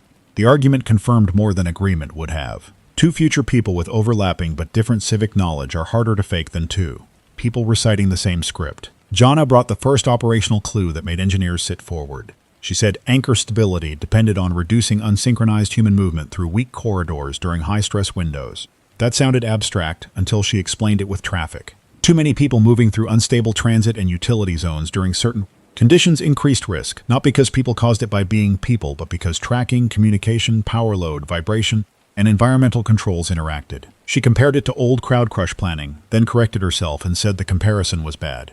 She said the point was managing systems, not blaming crowds. That mattered because fearful officials love blaming crowds. Her warning applied to Salt Lake immediately. A weather front, evening traffic, light rail load, construction vibration, storm drain flow, and power switching had overlapped near the cluster. Engineers found nothing conclusive, but enough parameters matched that the city issued its first voluntary low-movement advisory for certain downtown corridors during the next predicted stress window. People mocked it. Then the window passed with sensor spikes but no arrivals. Skeptics called it proof the advisory was pointless. Emergency managers quietly kept using it. Again, prevention leaves no wreckage. The missing delivery driver reappeared 2 days later in Provo, in a university maintenance tunnel, missing his jacket and speaking with a stutter he had not had before. He remembered a room full of benches, wet concrete, and people sleeping under numbered signs. He said someone with a covered face checked his wrist, cursed, and shoved him toward a stairwell. He landed hard and crawled until a student worker found him. He had a strip of tape on his arm with handwritten characters none of the first responders recognized. Later, a linguist said the characters resembled a shorthand used by one group of future volunteers, but that interpretation came from Jana and could not be independent. Still, the driver was alive. His family got him back. Sometimes the story gave us one clean mercy. The idea of shelters outside normal time became unavoidable after that. Not proven, unavoidable. Multiple returned vanishers described corridors, benches, numbered signs, triage voices, and people being sorted. Some described modern materials. Some described rough concrete and plastic sheets. Some described uniforms. One described a child crying in a language he did not know. No one described stars, voids, glowing tunnels, or anything useful for the public imagination. They described bad emergency management in a place nobody could locate. That made it feel real. Human systems are messy everywhere, even in impossible spaces. A theory formed among some researchers, future societies or future branches built transfer shelters to survive displacement hazards. Then those shelters themselves became unstable and began ejecting people into other eras. That could explain future arrivals with emergency terminology. It could not explain Ruth or Varro unless the shelters also collected people from the past. Another theory said the shelter descriptions were not future infrastructure, but current minds interpreting transition stress through familiar images. That sounded too convenient to me, but trauma does distort memory. We had to hold both possibilities open. The discipline of this story was not choosing the theory that made the best ending. National politics became poison. I am not going to waste time on party speeches because most of them aged badly within days. The important part is that every faction tried to recruit time. Some wanted future warnings published only after security review. Some wanted total transparency. Some wanted closed borders around arrivals, which made no sense because arrivals did not cross borders in normal ways. Some wanted to use future knowledge for national advantage. Some wanted to ban interviews with future persons. Several state officials demanded control over arrivals within state lines, then asked for federal money by breakfast. Ordinary emergency managers did most of the useful work while elected people performed certainty. International tension grew when future arrivals carried knowledge of conflicts that had not happened or had happened differently in other branches. A displaced officer from 2039 accused a current foreign government of future crimes. That government denied everything and demanded access to him. Human rights groups said no. Intelligence agencies wanted him. Courts intervened. Meanwhile, a woman from 2048 claimed a peace agreement prevented that conflict in her branch. Which future should policy respect? You cannot indict a current nation for a branch it may never enter. You also cannot ignore a credible warning of mass harm. Diplomats started using phrases so careful they lost all blood. Amina gave another statement, this time about future blame. She said the present is not guilty for every future, but the present becomes guilty when it ignores preventable harm after learning enough to act. That was the cleanest ethical line I heard from anyone, not fate, not prophecy, responsibility. If 3 future branches warn about hospital oxygen failures during heat, inspect hospital oxygen systems. If 5 branches warn about flood maps, update flood maps. If one traumatized person accuses a named child of future crimes, protect the child from harassment. Scale matters. Evidence quality matters. Action should match confidence. Caleb began attending limited education sessions with other displaced minors. Imagine a classroom where one child vanished in 2012, another came from 2039, another from the 1950s. And a newborn from the future slept in a medical bassinet nearby. Teachers had to build lessons around trauma, language, age gaps, and legal uncertainty. The goal was not normal school. It was routine, breakfast, hygiene, current geography, basic rights, safe media use, health checks, and supervised recreation. The kids fought over slang, food, games, and which year was real. Staff learned not to say real year. They said current year. That small wording reduced arguments. The 2012 boy from Tokyo became a symbol despite every effort to protect him. His parents, now older, began a slow reunification process. He could not move home overnight because his home had changed and his parents had become strangers with familiar voices. People online judged them for not instantly resuming family life. Those people were fools. A child cannot lose 14 years and simply sit at the dinner table. Parents cannot rewind their grief on command. The family needed translators, therapists, doctors, school officials, and privacy. The public gave them theories. That is what the public often gives when patients would help more. Ruth Ellery visited her descendants' graves in Ohio under security escort. Somebody leaked the cemetery location and crowds arrived. She left early. After that, her support team stopped sharing movement plans with local officials until the last legal moment. Think about that. A woman taken from 1873 needed operational security because 2026 could not behave itself around grief. I said that on air and got emails telling me I hated the public. I do not hate the public. I distrust crowds around pain. There is a difference.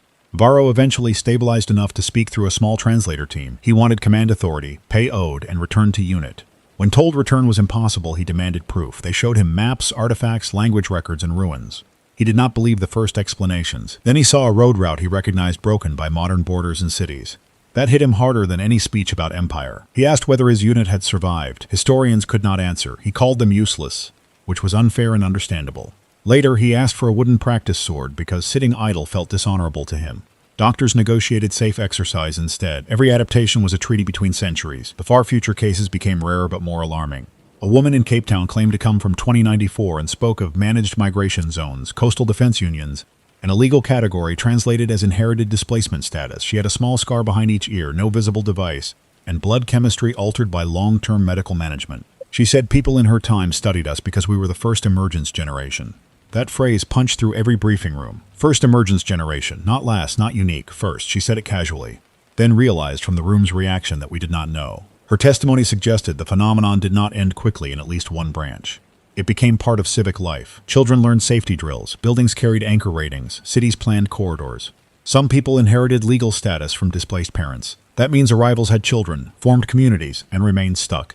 It also meant the crisis could become normal without becoming solved. That possibility may be the most realistic horror in the whole story. Humanity can normalize almost anything if forced. We build forms, budgets, jokes, and school drills around the unacceptable.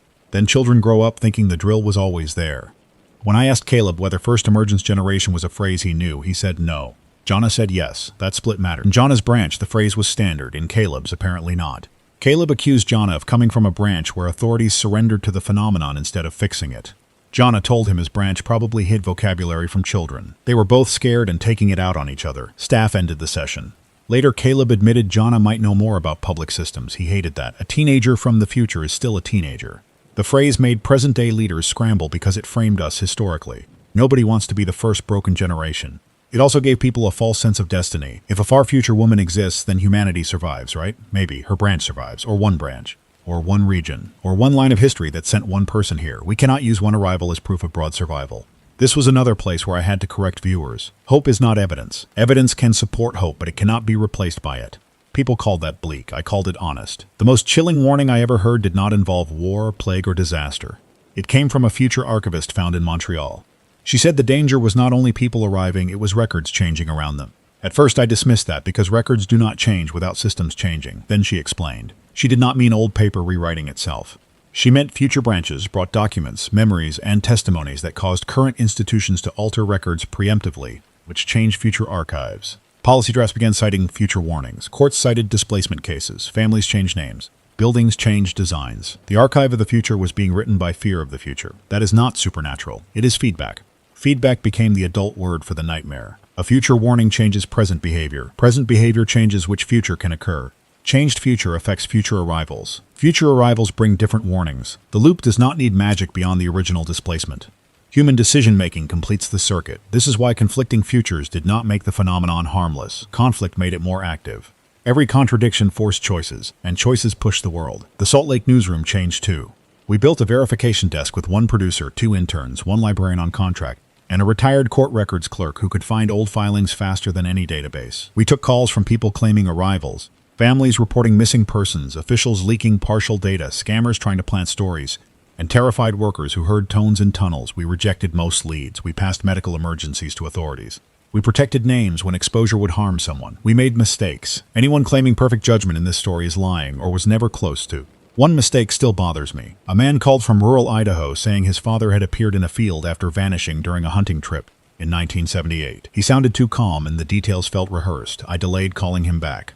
A local outlet got there first and exposed the family before medical screening. The father was real, or close enough that later testing supported it. The crowd that followed forced the family to leave their home for several days. My delay did not cause all of that, but it cost them a quieter first window. Skepticism without care can harm people too. That is the correction I had to make in myself. Aaron eventually asked to meet Nadia Park, not because he believed he had to marry her, because Caleb wanted to know whether she existed in the same way. We found the Utah Nadia through official channels, not internet stalking, and the state contacted her with almost no details at first. She was 24, a graduate student in environmental policy, and had no connection to Aaron. She agreed to a briefing after hearing enough to understand the stakes. Then she agreed to meet Caleb with staff present. I was not in the room. Aaron was not in the room. That was right. Caleb came out, pale and quiet. He said she had his mother's laugh, but not her scar. Then he went to his room and did not speak to me that day. Nadia's life changed without consent. That was unfair. She had done nothing except exist near a possible future. She received harassment after her name leaked from somebody who should face charges and probably will not. People told her to stay away from Aaron. Others told her she owed Caleb a family. Both demands were obscene. Future relation is not present consent. I said that repeatedly. Partly for viewers, partly for my son, partly for myself. Nadia later issued one short statement. I am a person in the current year. I will make my own choices. It was the strongest thing anyone could have said. The medical research from Amina's knowledge started saving lives in small, non-dramatic ways. A diagnostic adjustment here. A resistance protocol there. A warning about overusing a drug class in livestock. She insisted on open licensing for anything derived from her emergency testimony. Companies fought it. Nigerian doctors backed her. International pressure made the first protocol public. That was one of the few victories that felt clean. Not perfect. Clean enough. A future person helped the present without becoming private property. Other future knowledge failed. A predicted bridge weakness in Missouri turned out wrong after inspection. A claimed outbreak in poultry never appeared. A warning about a California reservoir was based on a future branch where different construction had occurred. Critics used every false warning to attack all warnings. That was lazy. The right lesson was calibration. Ask what conditions the warning assumes. Check current infrastructure. Act proportionally. Keep records. Update confidence. Scientists do this. Emergency managers do this. The public can learn it too, though the internet fights learning with every tool available. A group of displaced people issued their own rights statement in the 4th month. It was short and practical. We are not evidence before we are people. We need medical care, legal status, privacy, translation, cultural support, and choice. Our memories may help, but they are not public property. Our warnings should be evaluated, not worshipped. Our pasts and futures are not entertainment. That statement changed intake policy in several places because it became politically difficult to oppose. Ruth signed with a thumbprint because she still did not trust modern pens. Amina signed digitally. Caleb did not sign because minors were excluded from the first draft. He was furious, and for once I agreed with him entirely. The vanishings continued at a lower but steady rate. That was harder than spikes because steady danger becomes background. A miner in Nevada, a janitor in Toronto, a patient in a hospital corridor in Madrid, a soldier during training in Poland, a child in a basement in Queens who returned after 4 hours with no memory. Each case got less attention than the last unless footage was dramatic. Families noticed. Workers noticed. People at risk always notice what the comfortable public starts ignoring. The first anniversary of Utah came with ceremonies, lawsuits, documentaries, and a global registry still missing thousands of unverified reports. Travis Heller remained under protected status. Ruth lived quietly in Ohio with support. Varro moved to a specialized historical adaptation program in Germany. Amina continued medical work under Nigerian oversight. The Tokyo boy attended a protected school program and saw his parents regularly. Caleb lived in a supervised placement near Salt Lake, not with us. Not apart from us either. Aaron and Nadia had met twice in group settings and made no promises. I kept reporting because stopping felt worse than continuing. The anniversary also brought a new case at the original Utah site, not a person, a sound. Sensors installed around the sealed road cut recorded a pressure event just after midnight, followed by a voice transmission on a short-range maintenance recorder that had no active microphone input at the time. The audio was poor. Federal analysts took it. A state technician copied 8 seconds before losing access. I heard it once. It was a male voice, distorted, speaking English with panic held tight. It said, "Do not open the lower corridor during load. People are still inside," then static, then nothing. I did not broadcast the audio because I could not verify chain of custody well enough, and because releasing it would have sent crowds back to the site. I reported the existence of an anomalous recording after getting 2 more sources. That was enough to make officials angry and viewers angry from opposite directions. Some said I hid proof. Some said I spread rumor. Both had a point. This is what the crisis did to journalism. Every withheld detail could protect people or conceal truth. Every released detail could inform people or get someone hurt. The clean rulebook did not exist. The phrase "people are still inside" changed how I thought about every arrival. Before that, even with returned vanishers, I imagined displacement as movement from one time to another. After that, I could not stop thinking about holding spaces, corridors, shelters, or layers where people waited, maybe minutes, maybe years, maybe no ordinary duration at all. I thought about the Phoenix excavation victim. I thought about Travis in the sealed layer. I thought about the delivery driver shoved back into Provo. I thought about Caleb's mother pushing him toward concrete. I thought about all the missing who had not arrived, because maybe the door had not opened. On our side. Experts warned me not to overinterpret one audio clip. They were right. I am telling you what it did to me, not what it proved. That distinction matters. The clip did not prove a lower corridor exists. It did not prove people are trapped. It did not prove agency.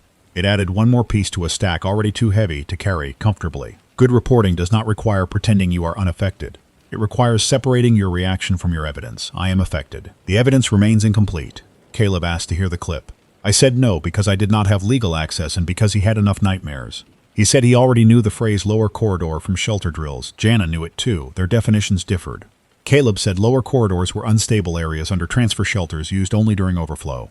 Jana said lower corridor meant any unsynchronized transit space below grade during a load event. Both could have learned emergency jargon from different systems. Both could be wrong. The overlap still mattered. I gave that information to investigators, then reported only that multiple displaced persons recognized terminology in the recording. That was the most responsible line I could draw. In the months after, cities began running drills for arrivals and disappearances. They were awkward at first. A construction crew practices stopping work after finding an unexplained void. A school practices receiving a child who claims a different year. A hospital practices quarantine for a person with unknown era exposure. A police department practices crowd control without treating the arrival as a criminal. People mocked the drills until a real arrival happened at a Denver school during one. Staff followed the procedure, kept cameras away, called medical responders, and prevented a mob of parents from flooding the hallway. Drills are boring until the day they are not. The Denver school arrival was a teacher from 2027 who appeared in a storage closet during lunch. Only 1 year displaced, which should have been easy. It was not. She had knowledge of a student injury that had not happened in our current line. She also knew staff changes not yet announced. She broke down when she saw one coworker alive because in her memory, the coworker had died in a bus crash. That coworker quit driving the bus route afterward. Did that save her life or distort it? Nobody knows. The teacher returned to work months later in a limited role and became one of the first current-era displaced persons to advocate publicly. She said losing 1 year can ruin a life. People had been measuring only centuries and futures. She was right. Short displacements became more common than early reporting suggested. Minutes, days, months, 1 year, 5 years. Many went unnoticed at first because people assumed stress, fugue states, or abduction. A man missing for 6 hours returned with shoes coated in ash from a wildfire that had not happened. A nurse missing for 2 days came back with a hospital wristband from a future admission. A truck driver lost 9 minutes and gained a passenger seat stain from blood that was not his and not in any current database. Short cases were harder to verify and easier to dismiss. They may also have been the majority. The dramatic century jumps gave us the headline. The small slips may have been the body of the event. This changed personal behavior. People started time-stamping departures with photos. Workers used buddy systems for basements. Families wrote current year cards for small children to carry with names, allergies, and emergency contacts. Some thought that was paranoid. Then a 4-year-old appeared 3 counties away from home after vanishing from a laundry room for 18 minutes. The card in his pocket got him back to his family faster. Preparedness becomes normal after it helps one child. I carry a card now. I hate that I do. It has my name, current date, format, blood type, emergency contacts, medication list, and a sentence saying, I am a journalist from Salt Lake City in the current year. I update it weekly. Aaron carries one. Nadia carries one because her name is now tied to this, whether fair or not. Caleb laughed when he saw mine and said the format was wrong for future intake. Then he corrected it. I used his corrections. Pride is useless when the kid from a possible future knows better emergency paperwork. The world did not end in one clean break. That may disappoint people who want crisis stories to escalate until everything burns. Real crisis often becomes work, intake work, law work, censor work, public health work, family work. A strange thing happens, then garbage still needs pickup, babies need feeding, roads need plowing, taxes need filing, and somebody still has to repair the broken pipe under the hospital. The impossible entered ordinary life and made it heavier. That is the honest version. There were still bad nights. A cluster in Jakarta overwhelmed a hospital. A tunnel disappearance in London led to a strike. A future warning caused a bank run in a small country before officials proved the warning came from a different branch. A historical arrival died after refusing a procedure she could not understand. A fake future prophet led people into the desert and 3 died from exposure. A real future engineer prevented a dam failure in Chile by recognizing a design flaw from his history.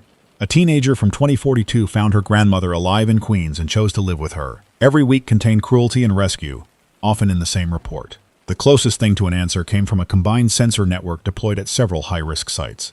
The data showed tiny correlated anomalies in gravity readings, electromagnetic noise, air pressure, and clock synchronization before some arrivals. Not all, some. The lead scientist said the honest version was this: they could detect conditions that raised concern, but they could not predict the exact event. That was enough for advisories, not enough for certainty. Certainty remained the one thing nobody reputable offered. The public adapted to advisory language faster than expected. Green meant normal monitoring. Yellow meant increased sensor irregularities, avoid non-essential below-grade work in listed zones. Orange meant suspend excavation, reduce crowd load in affected transit corridors, check on vulnerable facilities.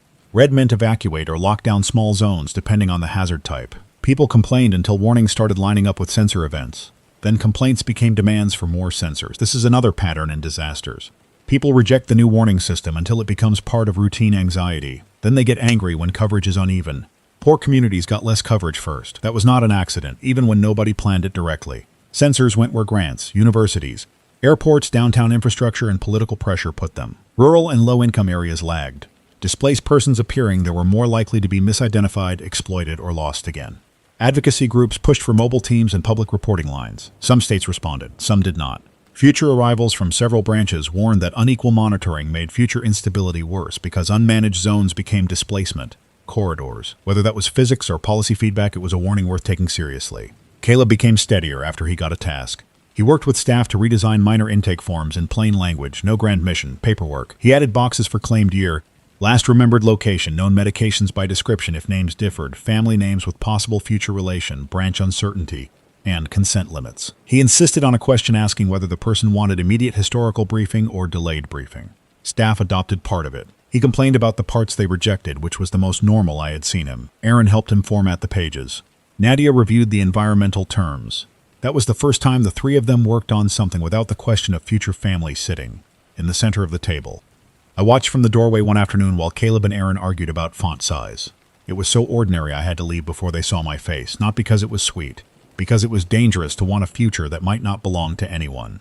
I had spent months telling viewers not to let future claims steal current choice. Then I stood in a hallway wanting my son to become the man Caleb remembered because the kid looked less lost beside him. That is bias. Personal, understandable, still bias. I am not above the thing I warn about. This is where I have to be strict with myself and anyone listening. The existence of Caleb does not prove Aaron should marry Nadia. It does not prove my family has a destiny. It does not prove Caleb's timeline is morally owed a reconstruction. It proves a boy is here and related to us through a possible future. Our obligation is to the boy in the current year, not to a script. That means care without surrendering choice. It sounds cold until you think through the alternative. Forcing current people to perform future relationships would turn displaced persons into chains. Nobody should be saved that way. The same principle applies globally. A future warning is not an order. A past arrival is not a costume for modern politics. A displaced person's pain is not public property. A contradictory future is not permission to do nothing. Those are the hard rules I came to after a year of reporting. They are not comforting. They are usable. The last case I will tell you about happened back near the original Utah corridor, not at the road site, but close enough that everyone paid attention. A maintenance crew inspecting a stormwater structure found fresh handprints on the inside of a dry concrete wall behind a locked access grate. The prints were in gray dust, small, maybe a child or a small adult. No person was inside. A sensor placed there after the first cluster had logged an orange level anomaly at 3:17 in the morning. Cameras glitched for 12 seconds. The crew called it in without touching anything. That alone showed how much we had learned. Inside the structure, responders found a strip of fabric caught on a bolt and a paper card sealed in cheap plastic. The card was damp but readable. It had intake instructions in English, Spanish, and a third language still being evaluated. It listed steps for displaced persons. State your name. State your remembered year. Do not leave the marked corridor. Wait for triage. Do not follow unmarked voices. At the bottom, written by hand in black marker, were 5 words. Salt Lake branch still open. No one has explained that card publicly. I can confirm it exists because I saw a high-resolution photo and later got confirmation from a second source with no connection to the first. Salt Lake branch still open. People online turned it into slogans within hours after the leak. Some thought it meant rescue.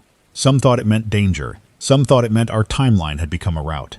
Officials said the card was under review and warned against speculation, which is what officials say when speculation has already won. I will not pretend I know what it means. Branch could mean timeline. It could mean shelter network. It could mean administrative region. It could mean something future volunteers wrote for themselves that we are reading wrong. The only responsible conclusion is narrower than anyone wants. Someone from some related system marked Salt Lake as open. Caleb saw the leaked text and went silent for a long time. Then he asked whether the handwriting had a slash through the letter Z. I said I did not remember. He said his mother wrote Z that way. I told him many people write it that way. He said he knew. He asked to see the card. Officials denied it. He did not yell. That was worse. He folded the corrected intake form he had been working on and put it in his pocket. Then he said, "If she comes through, don't let them take her somewhere I can't find." I told him I could not promise that. He said, "Then promise you'll try." I promised that because trying is the only honest promise left. That is where we are now. Not solved, not hopeless. Living inside a crisis that refuses to pick one category. People from other times are still appearing. Some are from the past. Some are from possible futures. Some are from years close enough to hurt in quiet ways. Some vanish and return. Some do not. The science is getting better, but better is not the same as complete. The law is catching up, but law always walks behind the emergency. Families are forming around impossible facts. Workers are building safety routines around events nobody can fully predict. Cities are learning to treat time the way they treat weather, ground, fire, disease, and infrastructure, something that can fail locally, hurt unevenly, and punish arrogance. If you hear a pressure change in a tunnel, leave if you can. If you find someone where nobody should be, do not crowd him. Do not film her face for attention. Call for help. Keep the person warm. Keep your distance if medical risk is unknown. And remember, he or she may have lost more than location. If someone from the future tells you something terrifying, write it down, check it, and do not surrender your life to it. If someone from the past asks where home went, do not answer with a lecture. Start with water, a blanket, and a name. I keep thinking about Travis Heller waking up in that sealed Utah lair with a machine tooth breaking the wall beside him. He thought he was late getting home. He had no idea he had become the first public break in the expected order of years.